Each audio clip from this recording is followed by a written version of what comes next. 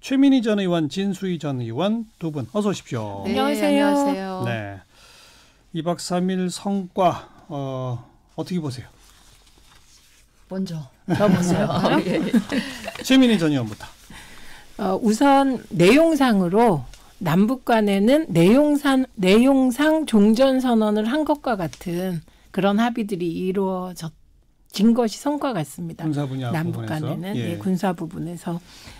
그리고 비핵화 관련하여서는 애초 목표가 이번 남북 정상회담에서 비핵화의 실질적 조치의 내용이 나오는 건 기대할 수 없는 상황이었고, 목표는 교착 상태에 빠진 북미 관계를 되살려서 협상의 자리에 앉게 하는 것이 목표였는데, 이번 남북 정상회담이 끝나고 나서 트럼프와 폼페이오의 반응을 보면 북미 간의 협상이 곧 시작된다. 재개될 것 같아서 예. 일단 많이 걱정했는데 협상의 촉진자 역할은 예. 확실하게 한 것 같습니다. 그리고 제 개인적으로 가장 긍정적으로 평가하는 것은 문재인 대통령께서 단지 김정은 위원장이나 북한 지도부 소수와의 대화가 아니라 평양 시민 속으로 성큼 들어가서 악수도 하고 그리고 또 폴더 인사도 하면서 시민들 마음속으로 다가가려고 하는 그 노력이 뭔가 남북관계의 패러다임을 당국자 대 당국자가 아니라 국민 대 문재인 대통령, 그리고 또 김정은 위원장이 생중계를 통해서 자기의 비핵화 의지를 밝힘으로써 남한 국민들에게 또 다가오고, 그래서 이게 국민 대 국민의 그런 마음의 교류, 이렇게 소통의 방식이 바뀌었다는 게 인상적이었습니다. 진수희 전 의원은? 예, 저는 이제 보면 역사에 기록될 만한 그런 그 그림들, 또 상징적인 장면들이 많이 만들어진 그런 2박 3일이었다는 생각이 들고요. 문 대통령 굉장히 준비 많이 하시고 이번에 애 많이 쓰셨다, 이런 말씀 드리고 싶고, 또 문 대통령 내외를 맞이하는 그 김정은 위원장의 모습에서도 뭔가 성심성의껏 환대하려고 애쓰는 모습에서 진심이랄까, 이런 거를 좀 읽을 수가 있어서, 저는 불과 몇 년 전에 이 고모부를 처형하던 그 김정은의 모습과는 180도 달라진 그런 모습을 볼 수 있었다. 제가 이제 긍정적인 평가는 여기까지고요. 많은 언론이나 이런 데서 두 정상이 몇 번 만나서 몇 시간 정도 같이 있느냐, 이것도 중요하다 그랬는데, 돌이켜보면 2박 3일을 거의 그냥 같이 있었던. 잠자는 시간 빼고. 네, 정말 뭐 그런 면에서는 좋습니다. 그리고요. 그런데 이제 이 공동 기자회견에서 밝힌 그 합의문 내용은 저는 개인적으로 조금 찝찝한 부분이 있어서 그래서 저는 이 방북의 그런 성과에 대한 평가는 앞으로 한 달 동안 저는 유보하겠다 하는 말씀을 드리고, 왜 그러는지는. 그 찝찝한 대목이 어떤 대목입니까? 그러니까 이제 그런 거잖아요. 이번에 합의문에 커다란 축이 이제 3개가 있는데, 첫째 비핵화, 두 번째는 남북 군사적인 긴장 완화, 세 번째는 이제 남북 협력. 그렇죠.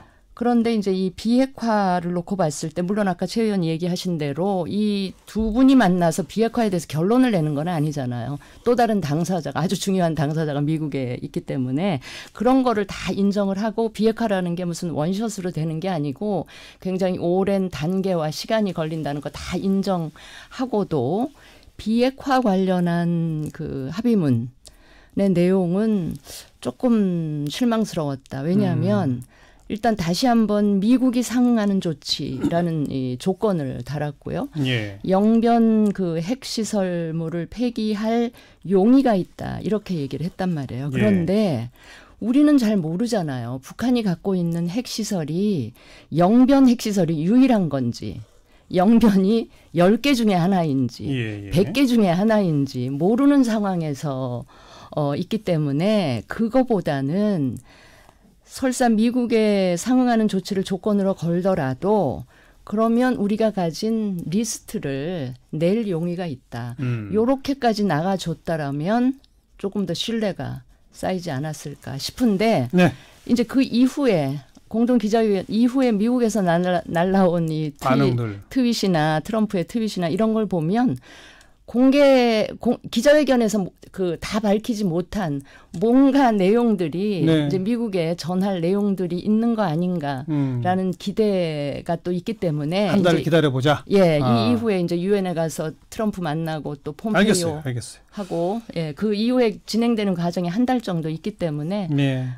그때 이제 총체적인 평가를 해볼 수가 있겠다. 저는 최민희 그런 전 생각입니다. 의원, 이 찝찝하다는 반응 어떻게 생각하세요? 이게 사실 북한이 핵 우리 20개 있다. 그리고 이러이러하다. 폐기하겠다. 미국도 뭐 평화체제 같이 하자. 이러기 전까지는 찝찝하다는 표현은 이제 약간 부정적인 거고 불안감이 있는 거죠. 과연 이게 잘 될까? 네. 그러니까 잘 되기를 바래도 불안한 거고 뭐 우리 국민 중에 잘 못 되기를 바라는 국민은 없을 것 같고요. 그래서 그 찝찝하다는 표현이 아마 제가 표현하면 잘 되기를 바라지만 이 협상이라는 게 되게 인내심을 필요로 한다. 예, 이렇게 예. 저는 표현을 하게 되는 그런 같은 내용인 것 같아요. 그런데 이번에 좀 구체적으로 보면 중요한 부분도 있어요. 뭐냐면 미국이 취한 조치는 군사훈련 안 하는 것밖에 없어요. 현재 가시적으로 그렇죠. 지금까지. 네. 그런데 북한의 경우는 미군 유해도 뭐 돌려보냈죠. 뭐 억류된 미국인도 풀어줬죠. 그리고 풍계리 핵실험장 폐기했죠. 그다음에 동창리도 폐기 어느 정도 했다는 거잖아요. 그래서 왜 안 믿어주는지 답답하다. 그러면서 한 게 풍계리하고 동창리의 상황을 그게 결국은 사찰받겠다는 거죠. 예, 그런 표현이 있다는 건 미국 내에서 이 풍계리 동창리 폭파가 쇼가 아니냐 이런 우려를 김정은 위원장이 잘 알고 있다. 예, 요거는 저에게는 긍정적인 신호로 받아들여졌고요.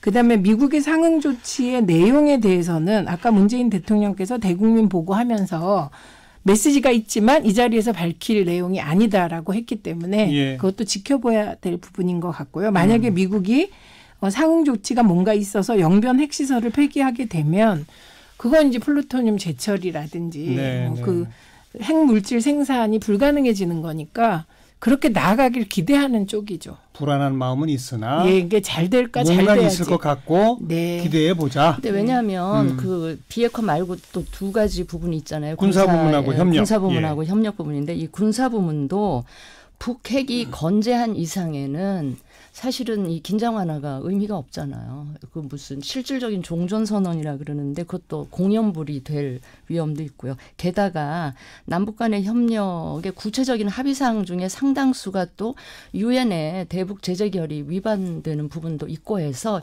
이 두 가지가 다 비핵화랑 지금 다 맞물려 겁니다. 있기 때문에 이제 그만큼 비핵화 관련한 진전이 중요하다라는 차원에서 제가 말씀을 드렸습니다. 네. 그런데 이제 이런 측면 하나 있는 것 같아요. 김정은 위원장 체제가 들어서고 실질적으로 북한 핵과 관련된 그 지난 한 6년 7년 사이에는 그 어떤 국제적 협상도 없었잖아요, 사실. 그러면 즉 다시 말하면 김정은 체제에서는 첫 협상인 거예요, 지금이. 근데 우리의 머릿속 도식은 과거 김정일 체제 때 있었던 여러 번의 핵 관련된 협상들이 있었지 않습니까? 그게 이제 가다가 삐그덕대고 깨지기도 하고 뭐 합의가 또 이루어졌다가 다시 또 서로 남탓하면서 파기되기도 하고 막 그랬었단 말이에요. 그런데 김정일 체제 때 북한이 북핵 관련된 국제사회와의 대화에 목표하던 바와 지금 김정은 체제가 첫 협상에서 목표하는 바가 조금 차원이 다르다. 네. 이런 인식은 분명히 좀 많이 다르다는 인식은 같습니다. 인정할 수 있는 거죠. 그러니까 이 점 차원이 다른 차원에서는 옛날처럼 이것도 풀림없이 시간 끌기나 하고 뭐 이런 정도일 거야라고 하는 것과 좀 다른 것 같아요. 예, 달라요. 네. 그 시간 끌기의 내용은 핵심이 핵 개발이 완성되지 않았다. 그렇죠. ICBM 기술이 어디까지 도달했나와 연관이 되어 있는데요. 적어도 핵은 개발이 끝났다는 것이 미국에서도 어느 정도 인정하는 거고요.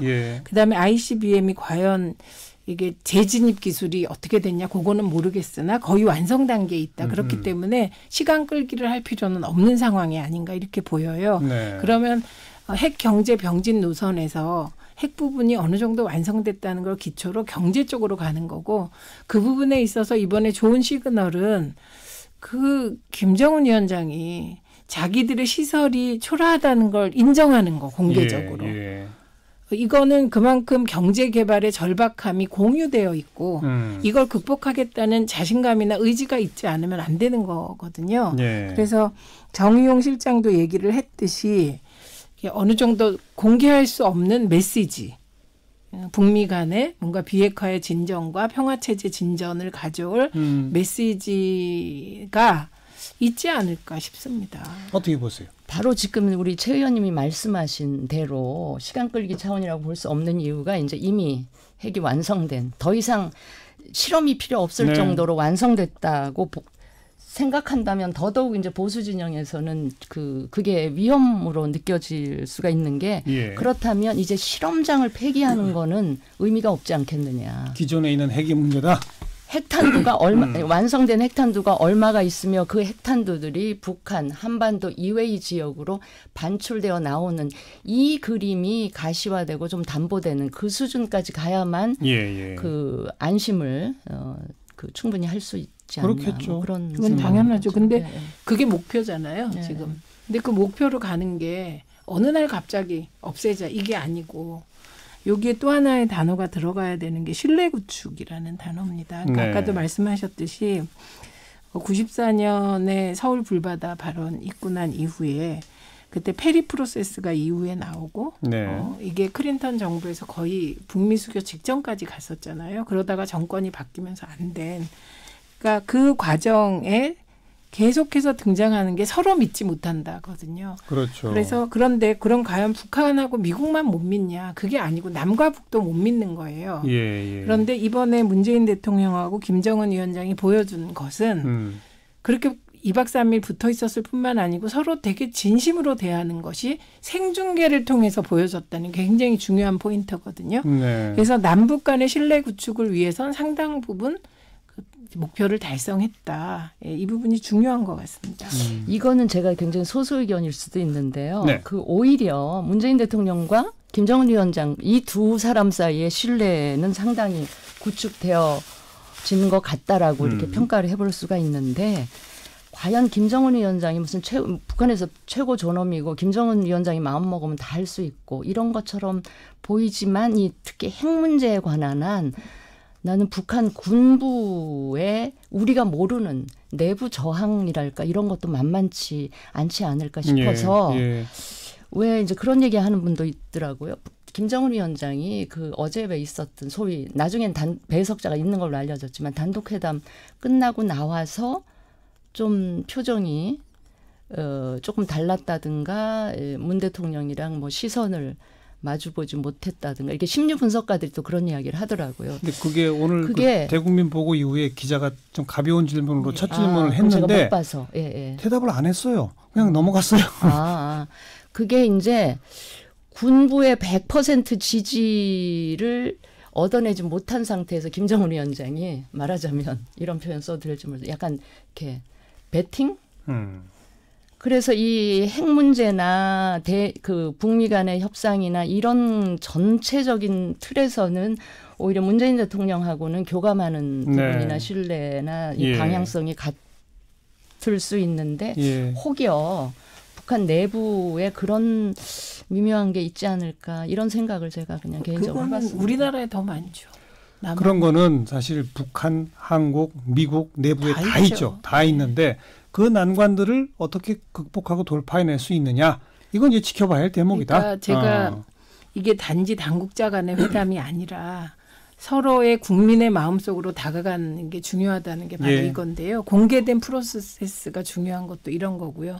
군부 일부가 속으로 어떻게 생각하건 국제사회가 다 보는 과정이 진행되고 있고 군부가 튼다면 이건 파국인 것이거든요. 그래서 저는 이번에 생중계 공개적인 프로세스 그리고 서로의 그 국민들에게 다가가고자 하는 김정은 위원장과 문재인 대통령의 노력이 이런 우려를 불식시키는 다는 아니지만 한 과정이다. 서울 답방은 진수희 전 의원 될 거라고 보세요? 그것도 역시 그거는 영어로 표현하면 depends on인 것 같아요. 앞으로 이제 한 달여 북미 과정에 달려 있다. 미국과의 그 협상 과정에 달려 있지 않나 싶습니다.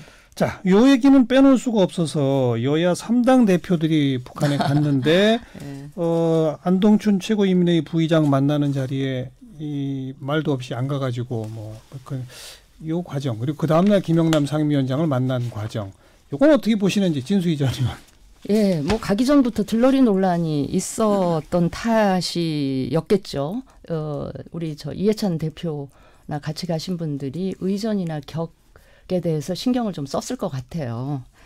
그 최고인민회의 의장도 아니고 우리가 잘 모르겠어요. 저만 모르는지 모르겠는데 예. 부의장이 나온다니까 이 집권당 대표로서 저는 적잖이 당황도 했을 것 같은데 그렇다 해도 일단 북측에 결례를 한 것만은 좀 분명해 보이고요.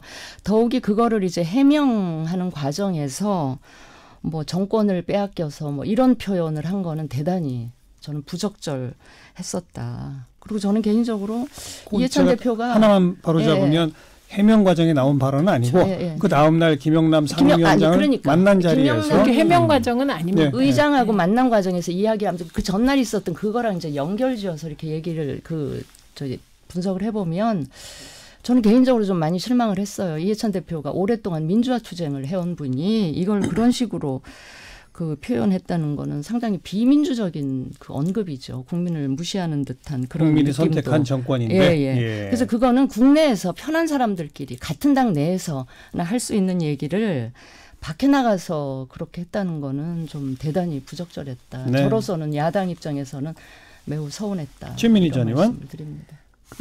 우선 의전 때문에 그랬다. 뭐 이것은 아닌 것으로 해명이 됐습니다. 그리고 그 우리 측의 의사소통에 문제가 있어서 결례를 범했다. 근데 그건 있는 그대로 받아들이고요. 저는 만약에 아니겠지만 의전 때문에 그랬다. 그랬더라도 결과적으로 이제 의장단하고 회의를 하고 왔고 만나고 왔고 뭐 국회의담 등등에 대해서도 논의를 했고 뭐 문희상 의장의 친서라고 해야 되나요? 뭐라고 표현할지 모르겠는데 전달했고 그래서 약 우여곡절 끝에 잘 마무리를 했다 이렇게 보고요. 저 만약에 부의장을 만나고 돌아왔다면 아마 야당에서 들러리론 그다음에 청와대 국회 푸대접론 이렇게 흔들기가 엄청 심했을 거라고 생각합니다. 그 전에 분위기로 봐서. 그래서 이게 결과적으로 잘 마무리가 됐다 이렇게 보고 지금 말씀하신 거는 정권 빼앗겨 그 발언. 그 발언은 이거였죠. 6.15 정상회담 이후 노무현 대통령 때까지 잘 나가다가 우리가 정권을 빼앗기는 바람에 지난 11년간 남북관계가 단절되고 손실이 많았다. 이렇게 표현을 한 것입니다. 그런데 이게 사실 기술인데요. 이 사실 그 진실이 때론 아플 수도 있으니까. 아니 그건 진실 사실의 문제가 아니죠. 네. 정권이 교체된 거를 정권을 뺏겼다? 아니 그러면 보수진영이 정권을 탈취해간 것도 아니고 국민의 선택이 그렇게 결과했으니까 정권이 교체된 거죠. 정권 교체를 밖에 나가서 공식적인 자리에서 그러니까 국내에서 사석에서 하는 얘기도 아니고 대외적으로 하는 거는 정확한 표현이라고 생각합니다. 매우 부적절했다라고 생각을 합니다. 알겠습니다. 여야 3당 대표 그다음에 이해찬 대표의 발언에 대해서는 그냥 두 분 목소리 한 번씩 듣는 걸로 끝내고 제가 아무런 정리를 하지 않도록 하겠습니다. 정치 좀 아는 누나들 우리 최민희 전 의원, 진수희 전 의원과 함께 지난 2박 3일 동안의 남북 정상회담 이모저모를 좀 평가를 해봤고요. 앞으로 한 달이 중요한 시기다라고 하는 데는 모두가 다 동의를 했습니다. 정확히는 한 40일, 그죠? 11월 전까지는 뭔 일이 좀 분명히 진전이 돼야 될 것 같아요. 네, 수고하셨습니다. 네, 고맙습니다. 감사합니다.